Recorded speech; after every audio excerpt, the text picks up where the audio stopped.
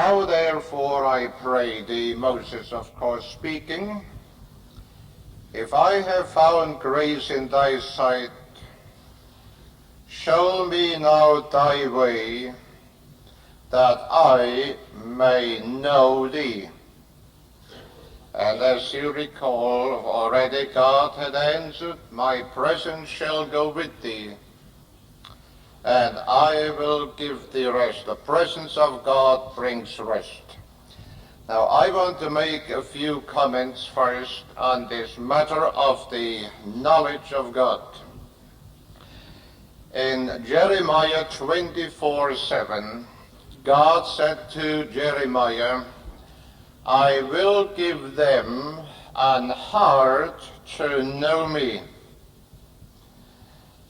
Please do not think that I am anti-education or anti-knowledge. Only a fool would do that. Do try to understand what I try to say, and here it is this, that in the final analysis, the true knowledge of God is a matter of the heart much more than it is a matter of the head. Now, we need to be informed. We need to be well informed. No question about that. But folks, it's Beutlerism, you know. The true knowledge of God simply does not come by mere information. I said mere. I didn't say information, I said mere. By mere information. We need that information. But in the final analysis, the true knowledge of God is a matter of experience. What I see here is this, have felt for years, that in our Bible schools, one, there is a paramount need. And that need is that our students, sometime or another, have a personal encounter with a personal God. All our book learning is ever so valuable, but it cannot take the place of a personal experience where we personally meet God and come face to face, so to speak, and have a personal encounter. I had that in CBI when I was in my last year. I had a wonderful time with God throughout the Bible school career. I didn't fool my time away like the rest. I saw the Lord. But I was in the country all alone. I had nobody to help me. It was sink or swim. That was all. Either Beuttler, sink or swim. Well, I swam. Tried to. But a graduation neared, and I didn't know where to go after graduation. I had no home. I had no relatives. I had no close friends. I didn't want to be a burden. And a few weeks before the end of school, a student walked into my room, a big, husky fellow. He said, Walter, where are you going to go after graduation? I said, I don't know. Are you going to go west? I don't know. Are you going east? I don't know. Do you think you'll be a pastor? I don't know. You might be an evangelist? I don't know. Well, he says, man, what do you know? I said, well, I guess I don't know anything. And I still see that disdaining wave of the hand, you know, that kind of a thing. Glad I am not like you. He said, my father is the superintendent of the Kansas district, which was correct. He is also the personal friend of the general superintendent in Springfield. Boy, he says, when I get out of school, I don't have to start at the bottom like you fellas. I'll be starting at the top. My father is going to give me a church, and it's going to be a good one. Boy, he said, I'm glad I'm not like you. And then the full impact got into my heart. I felt awful. I said, I guess he's right. Where will I go? What will I do? I knew I had a cold, but that's all I knew. And I dropped down on my knees at my cot. They weren't beds, they were cots. And I pointed my thumb toward the door and said, Father, did you hear what he said? And all of a sudden, like the bat of an eye, the snap of a finger, God gave me a revelation. It came like this. I had the whole thing. You have to accept that or understand it or not understand it. I can't change it. And this is what the implication was of that personal encounter. I have to put it in words, but it came like this, had the whole thing. It is true, as though God was speaking, that his father is the superintendent of a district. It is furthermore true that his father is the personal friend of the general superintendent of Springfield.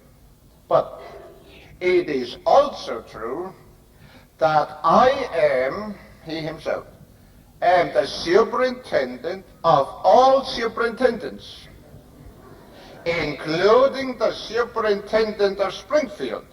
In other words, he was the super. And I am your superintendent. I turned around, because I had been sitting then on the cot, turned around, dropped back on my knees. I said, Father, from this day, I'm making you my personal superintendent. And he has been a good one.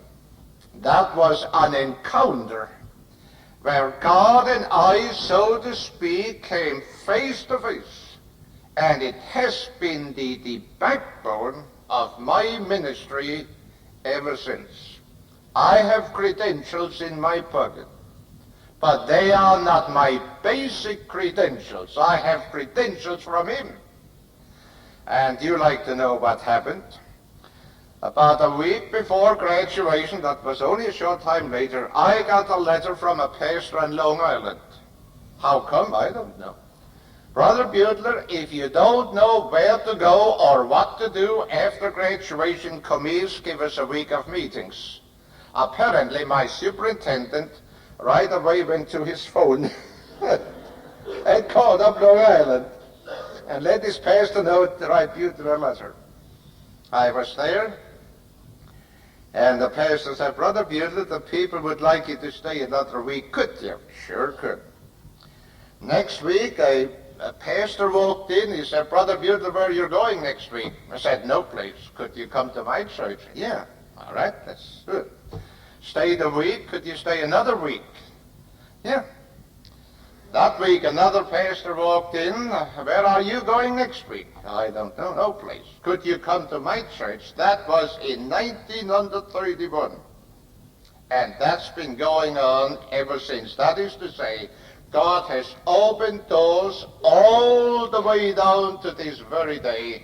I had a personal encounter with a personal God. And that encounter has lasted to this very day. I am greatly concerned.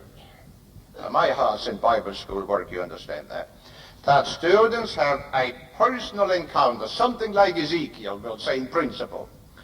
He said, as you know, of course, the heavens were opened, and I saw visions of God. Now, it's one thing to have an open library and an open encyclopedia. And I despise neither libraries nor encyclopedias. I'm a student by nature. But we need more than an open encyclopedia.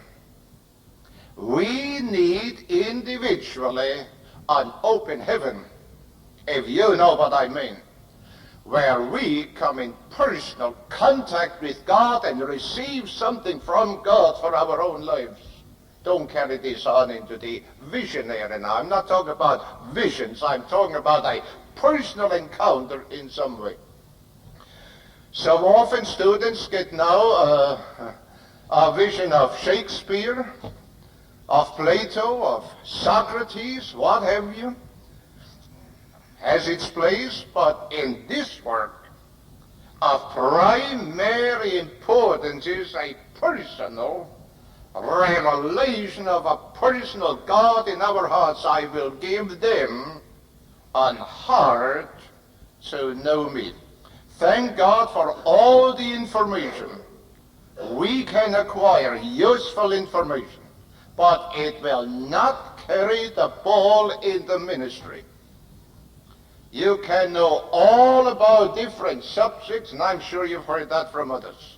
In the final analysis, it's what we've got from God in here that is going to carry the ball for us. Much more our personal relationship to him than what we have acquired by way of knowledge, though I certainly do not despise that by any means. But I'm talking about a personal encounter. This is a matter of the heart. Now, I've had numbers of encounters, but we have no time. It's not necessary. I'd like to touch on Matthew 11 for a moment to point out to you a truth there that I think is quite, in fact, is very pertinent here. In Matthew 11, 20, 25 and 26.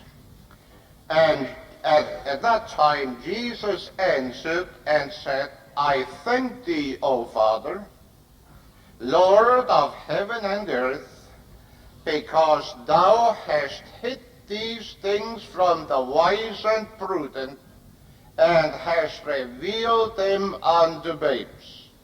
Even so, Father, for so it seemed good in thy sight. Do you notice here that there are things, truths, which God deliberately withholds from some people? Jesus had just been teaching, and then he said, Father, I thank you that you hid these things from the wise and prudent, and has revealed them, disclosed them, shared them with the babes. There are truths which God deliberately withholds from some people, and deliberately shares those very truths with others. Now, from whom? Jesus said, the wise and the prudent. That raises a question. Who are the wise and the prudent? Some think the educated. I don't think so. I don't think God has anything against good, sound education in its place. I don't think so at all. What you have here is an expression that refers to the smart Alexes. Now, there are no smart Alexes in Lima. We've had them in NBI, the intellectual snobs, you know. They come to class and they know more than the teacher. And maybe sometimes they do in some points. I have learned some things from students. But they are those with their nose up in the air, the know-it-alls, you know, the unteachable. There are people, not in Lima but in Green Lane, who think they know everything. The fact is that they know so little that they don't know enough to know that there is more to know. The more you know, the more you know how little you know in comparison to what there is still to be known. The more we enlarge the circle of our knowledge, the more do we enlarge the awareness of how much there still is that we do not know. Einstein was said, "My, you know a lot." And he said, "I don't know anything." Einstein. Well, what did he mean? That man knew so much that he knew enough to know that there is so much more he didn't know, that what he did know was very, very small in comparison to what he didn't know. The more we know, the humbler we ought to get.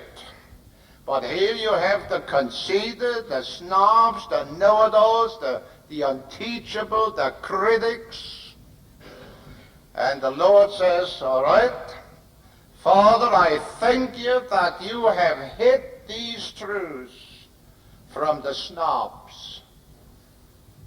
Now, people who are uneducated can be snobs too. I don't think that has anything to do here with education. It has to do with an attitude. Critical, snobbish, know-it-all attitudes.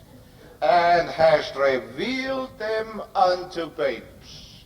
Well, who are the babes? I would say the humble, the simple, the open, the responsive, the hungry, the uncritical babes. Have you ever watched a mother nurse her baby? Does the baby say, a little 4-week-old maybe, "Hey, Mom, before I drink this white stuff, I want a chemical analysis. I want to know the proportion of fat and protein and water and phosphorus and I don't know what all is in there." The baby just goes to work.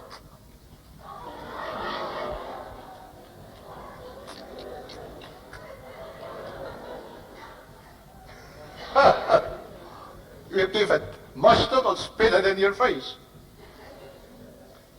God by creation has put something in there. The thing just goes to work and drinks it. Oh, God, give us simplicity. And I don't mean we should be simpletons. Prove all things, hold fast that which is good, but that's a different subject. We're dealing with another area now. Do you know we can be so analytical with truth that with our over-analysis we destroy the truth? Yes, sir. You go into the area of the presence of God and try to analyze everything. Now, what is the difference between the awareness of His presence and His omnipresence, or whatever? You can go and try and divide in there, and before you know it, you have tore the truth up and you lost the experience. There are some ramifications I do not pursue, because the farther they're pursued, the more you destroy the thing. Last summer I was walking along a street in Bangkok, Thailand, and I think it was almost providential, though I wouldn't want to affirm that.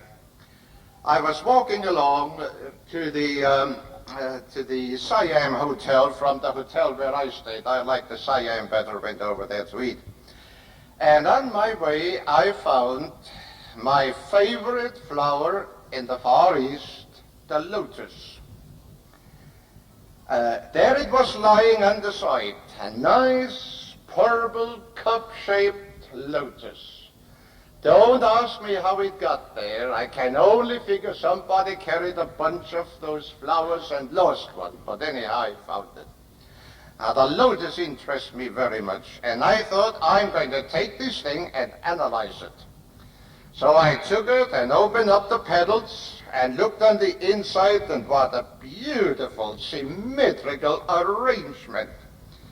It was just delightful to examine. I broke the thing apart, cut it apart, looked here and there.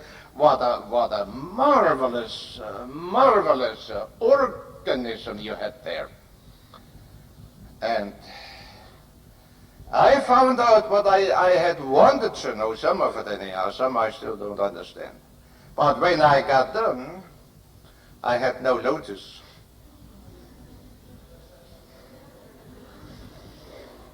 I had pieces. I knew a little more than I did before. True, but I had no notice. We can carry analysis so far that we destroy the flower, destroy the truth. No more and have less. Do with that what you like. I'm now turning back particularly to this matter of the presence of God. Now, someone asked me on the way back the other night, Brother Beuttler, what are you going to do when you don't have the presence of God? Well, I didn't want to discuss it. In the first place, I was weary. In the second place, I thought I'd get back into the subject. Now, look here. Here again, we're having a theological difficulty, but I leave it alone. There is such a thing as the awareness, the consciousness, sense of the reality of the presence of God. But when somebody says, well, what do you do when you don't have the presence? I wouldn't put it that way. What do you do when you don't feel the presence? There's a big difference, between feeling the presence and having the presence. So I would change the question and say, what do you do when you don't feel the presence?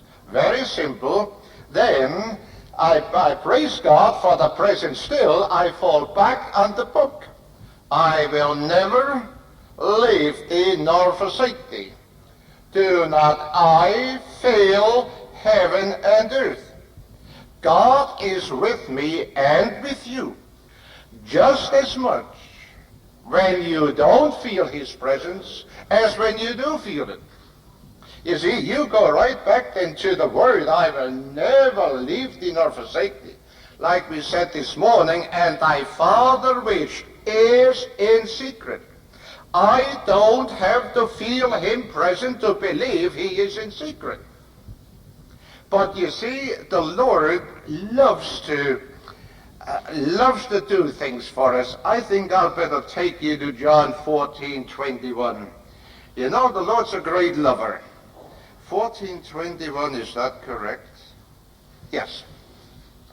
I'll notice. He that hath my commandments and keepeth them, follow closely if you will. He it is that loveth me,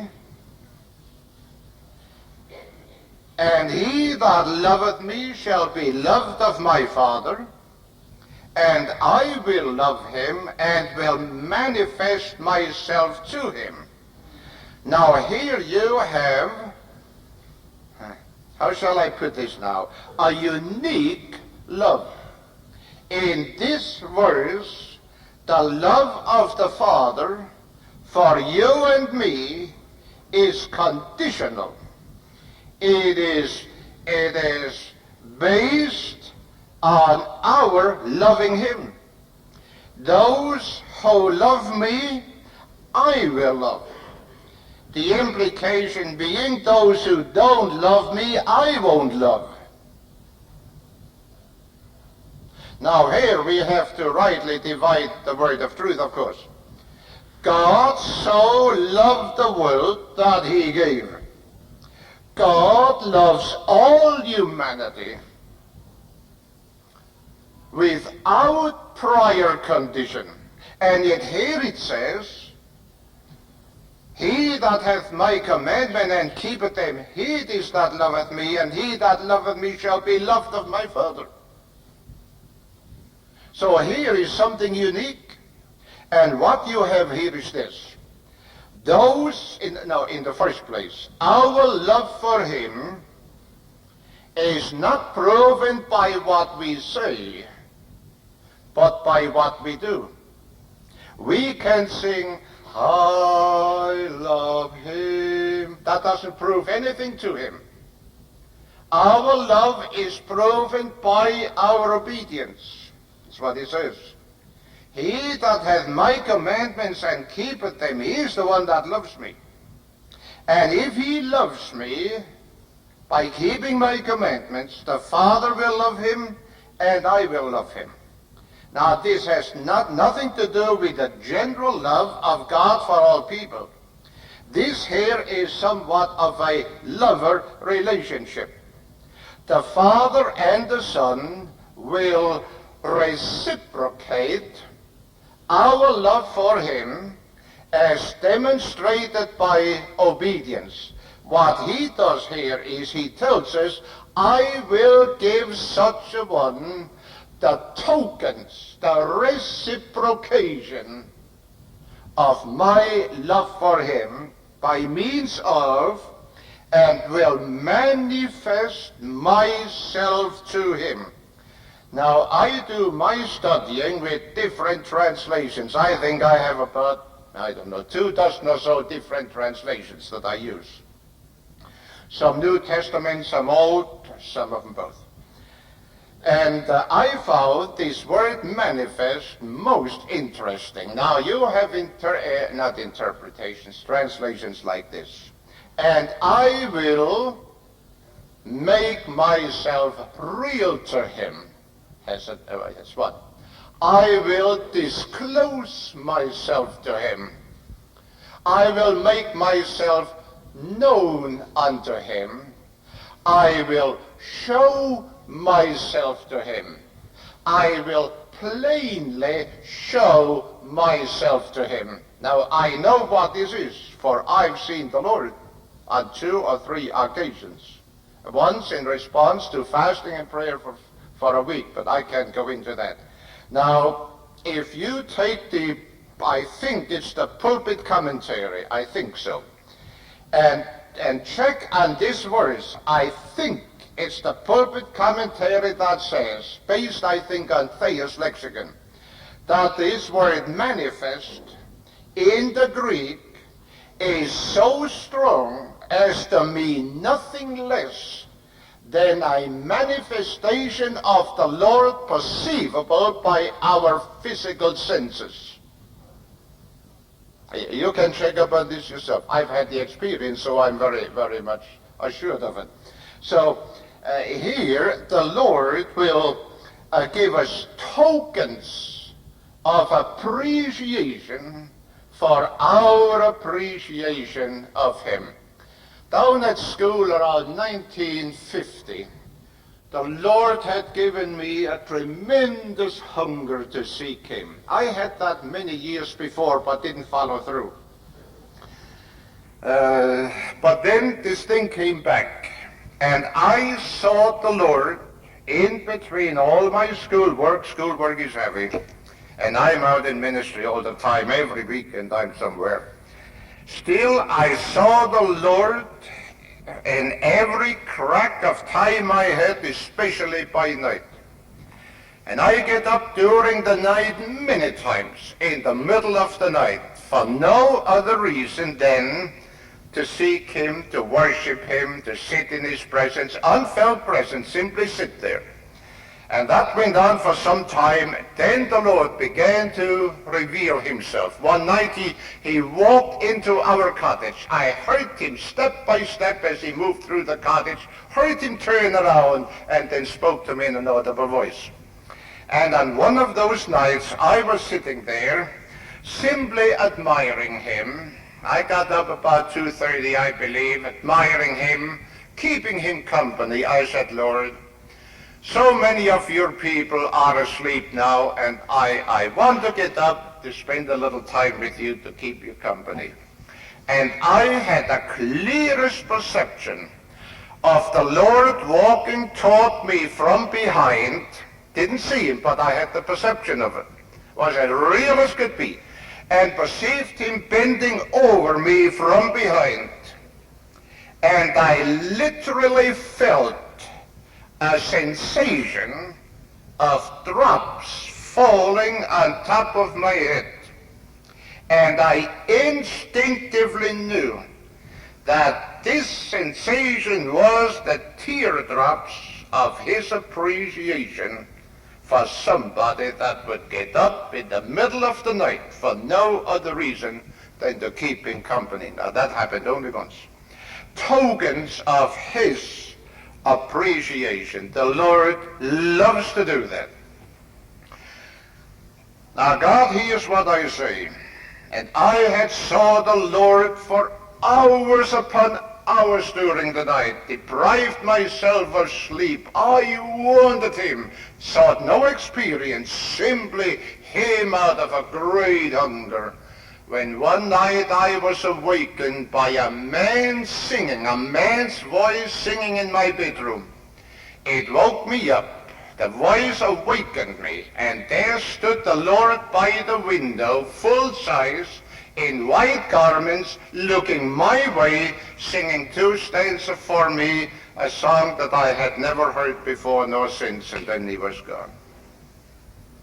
And I will manifest myself to him, and I will disclose myself to him. I will show myself to him. I will plainly show myself to him. There you are.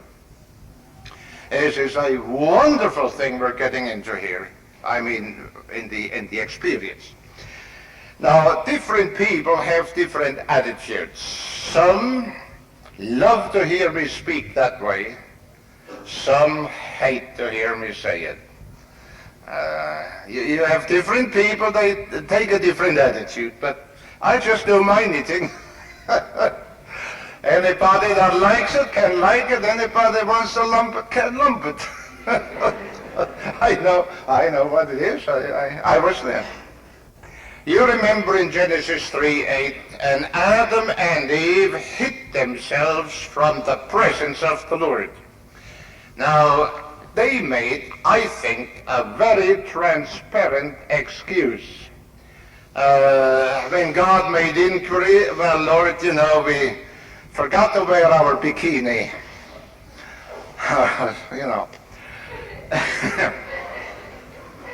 I will get in trouble. I don't think that was their real reason. Now, there could be difference of opinion, and I don't argue.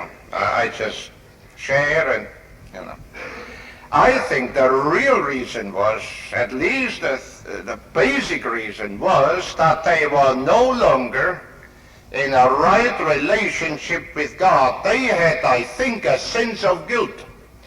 And believe you me, when we have a sense of guilt because of transgressions, it is very, very hard to be comfortable in the presence of God. And there is an instinctive drive, that's not the word I want, urge is perhaps better, to shy away from the presence of God. A bad conscience, guilt, is not a comfortable thing in the presence of God.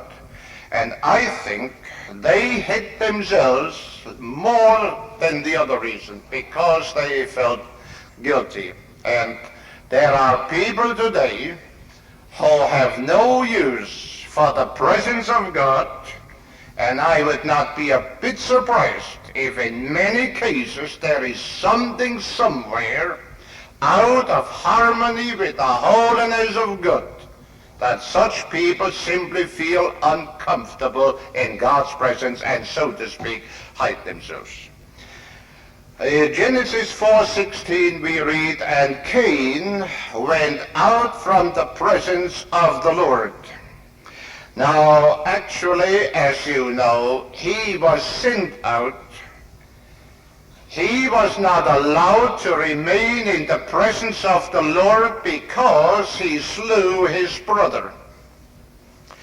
Now, today Christians do not kill their brother or their sister with a knife, but we can do it with the tongue. We have to be so very careful what our tongues say about other people, because sooner or later it will cost us the presence of God. Using our tongue maliciously against God's other children, however seemingly justified our argument might be, is not compatible with maintaining the presence of God. He slew his brother. I learned a hard lesson when I was a young pastor. A lady in the church was talking about me. She was dead wrong, and I won't take time to explain because I want to use the time elsewhere. I thought, well, she's talking about me, I'll talk about her, which of course was the wrong thing. The Lord gave me a dream. In the dream, I stood behind the pulpit. My tongue came out of my mouth about this long. It came to a sharp point. But here I also saw a hand with a pair of scissors in it that were open. And the hand with the scissors came over my tongue and clipped it off. It dropped on the platform, and there it still kept going, wiggled like that. And I woke up. I knew God was speaking. I knew what he meant. Beuttler, you need your tongue cut off. I took heed, believe you me, and I kept still. Cain lost the presence of God, was sent out because he slew his brother. Jonah in 1:3, you know that, fled from the presence of the Lord in disobedience. He ran away. Now, you cannot flee from God's omnipresence. What did David say? If I make my bed there, if I flee to the uttermost parts of the earth, you are there. There is no escape from the omnipresence of God, but there is an escape from a certain relationship that we have with God, an awareness of his presence that I for myself cherish so greatly. That wondrous presence, comforting, soothing, assuring, and it is so enjoyable, and I just love it. Now, David, we find valued it in Psalm 51:11. I have to move faster because I haven't started yet. Yeah, that's me, all right. 51:11, can that be? Oh yes. Cast me not away from thy presence. Now David here valued the presence of God. He did not want to lose it. And I myself am trying to be very careful that I do not lose the awareness of God's presence. I did it 1 year in Europe, lost it. Lord asked me to go to Berlin, and I wouldn't go. I came from Africa, had to go to Iceland yet. Said, Lord, I'm not stopping in Berlin. I'm tired, I have had enough traveling, I wouldn't go. Whew, did God ever get after me? How? I felt like God was 1,000,000 miles away. He left me out in the cold, and I had some time to get the awareness of that presence back, because it was willful disobedience to the leading of his Spirit. In Psalm 16:11, in thy presence there is fullness of joy. There are those that rejoice in the presence of God. Now then, I'd like to come to the aspects of this presence a bit. Briefly, I'll take Psalm 71:3. Be thou my strong habitation, whereunto I may continually resort. Now, while the word presence is not used here, the thought is there. David used the presence of the Lord as a resort. Now, you know what a resort is. It's a place where you go to for refreshing, for relaxation, for rest, for recuperation. I have resorts all over the world where I go to in my travels. If I don't, I can keep up the ministry. I have places where I go 1 day, 2 days, maybe 3 days, and nobody knows where I am. It's a resort. In Thailand, it's Pattaya Beach. And in Hong Kong, it's Macau down the South China coast a bit. 4-hour steamboat from Hong Kong, an hour and a quarter by hydrofoil. Other areas in the world where I go for a little retreat, to be all alone, quiet. Nobody asks you where did Cain get his wife, which is an easy question to answer. You know, he married his sister, obviously. He had sisters. What have you? It's a resort where you get recuperated. Well, as far as I'm concerned, I use the presence of God for the same thing. I go about, a sense of the presence of God steals over me. I did it the other day over in Rochester. I went over to get some travel business done. Had a nice presence there, was walking on the street there on East Main or something. Got a presence steal over me, so I went down to the Holiday Inn and sat in there. I know that have nice, comfortable chairs. Nobody bothers you, just sat there. What's a resort? It's an oasis in the desert. I don't know what I would do without it. Students, I recommend to you the awareness of the presence of God as a resort, as an oasis to which you can flee and recuperate in his presence. Students, we've got to walk straight in this kind of a thing. Down in Buenos Aires, I stayed in a suburb with a missionary. Had to take a train downtown to the Retiro station, the subway across the town to, forgot for the moment, take another train out the other side to Lomas de Zamora, about 40 minutes train ride where we had our Bible school. Constitution Square was that other place. I had my ticket all the way, but there was no conductor. So when I got there and came back, I had a completely valid ticket. They're usable both ways. Now I didn't say, hallelujah, glory. The Lord knows how to supply your needs. He didn't let the conductor come to pinch the ticket. Glory, I got another ticket. Oh no. I went to the ticket office. There was a trash box. I took a good ticket, tore it up, threw it into the trash can, and bought another one. Now, in the natural, people would say, what a dumb fool.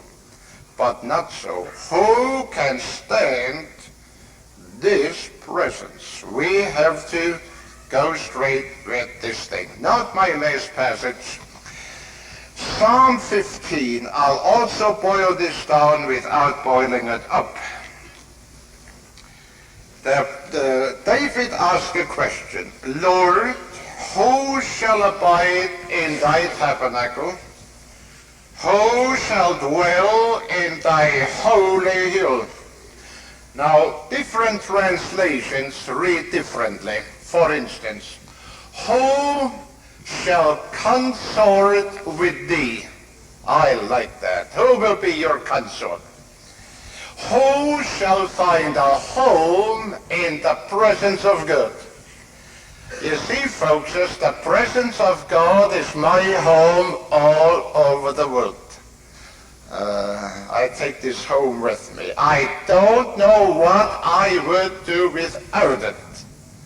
Wherever I go, there I want that presence.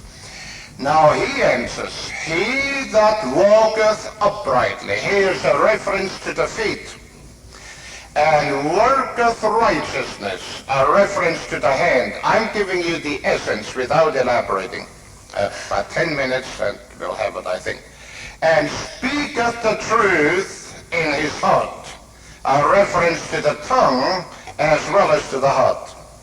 He that backbiteth not with his tongue, again the tongue, nor doeth evil to his neighbor, nor taketh up a reproach against his neighbor, in whose eyes, now taking up a reproach is a reference to the ears, in whose eyes a vile person is contempt, and so forth. He that sweareth to his own hurt, who tells the truth absolutely, even though it hurts him, and changeth not.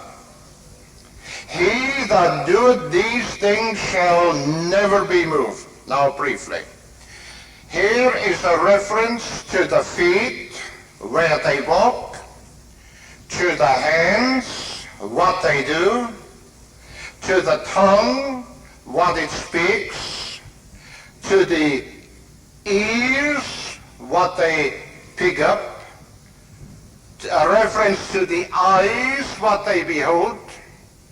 Now really, David is saying, who shall find a home in the presence of God? Who shall consort with thee? Another says, who will be the guest of God?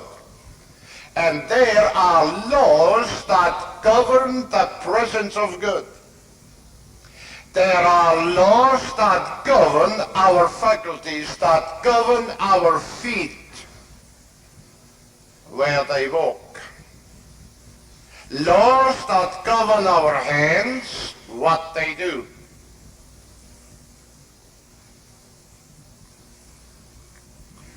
Our eyes, what they behold. There is no room here for pornography. Not in the presence of God. That's out. It's out anyhow, of course. There's a reference to the tongue, what it says. There is no room for foul, dirty, off-color language. There are laws of the presence of God that govern the tongue. There is no room for smut.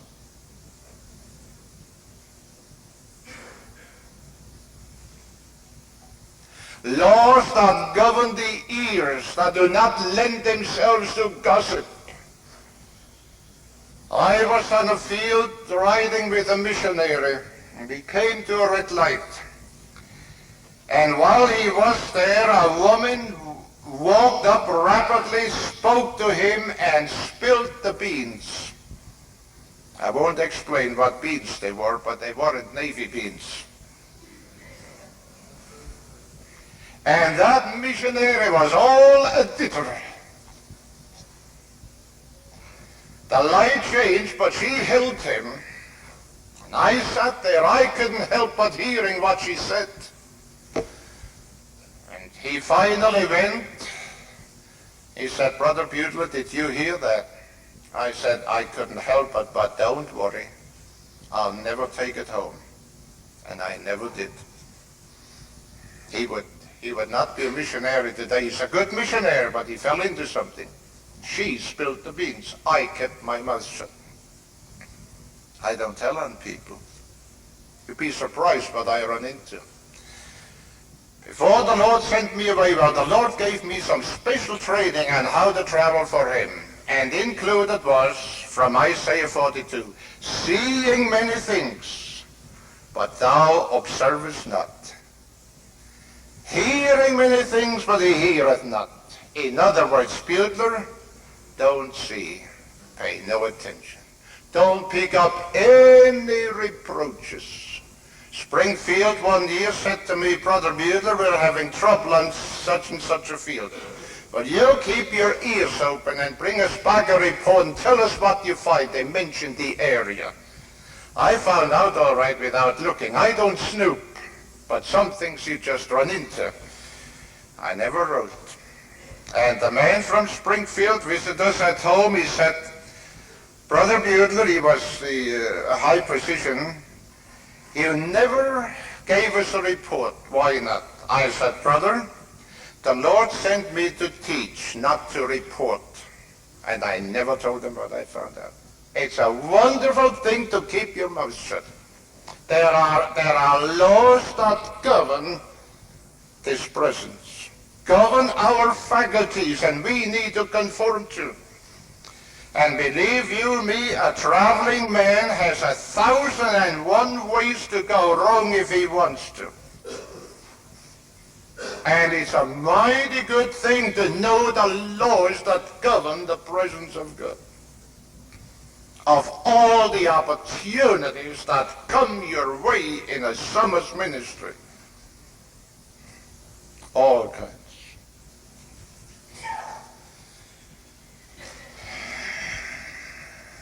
And these laws, they govern in Bible school.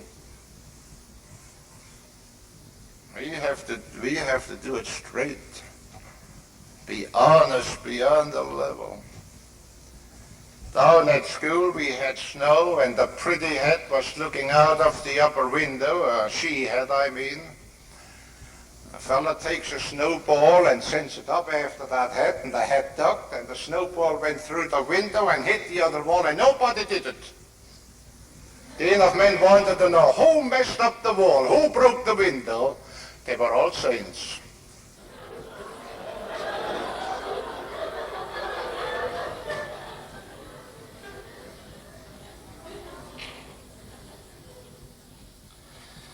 The law of the presence would require that when a student does damage to the building or anything like that, he ought to go to the office, make the fact known, ask the school to make repairs, and pay on the spot. Don't look at me so mad. That's the law of the presence. All right, I'll summarize this so we'll close. I think you must be tired. All right, there are laws that govern our feet, where they walk. Our tongue says, our heart, what it thinks, our eyes, what they are allowed to behold, our ears, what they pick up,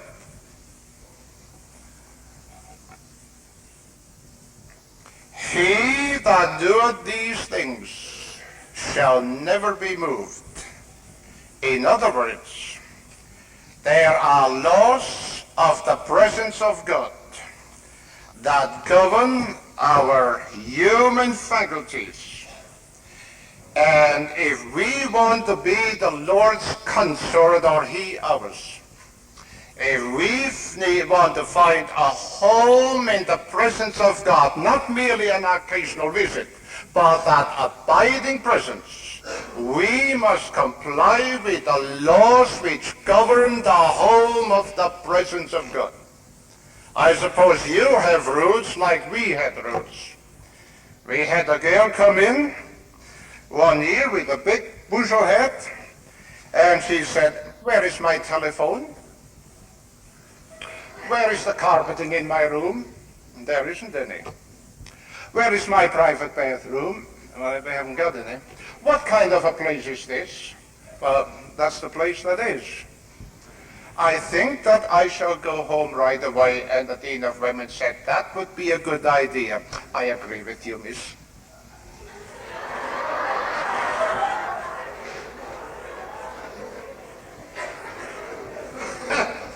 She had no intention of governing the laws of the home. And if we do not have any intention to comply with the laws of the home of the presence of God, we might have an occasional visit, but we will not have that abiding presence.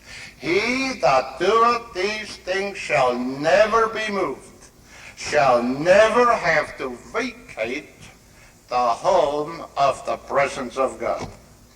Well, let's close this. Show me now thy way, that I may know thee. And again, may the Lord be able to say to every one of us, my presence shall go with thee, and I will give thee rest. These are some of the fragments, and the Lord willing, on Friday we'll see how we'll loose the presence of God. Brother Spencer,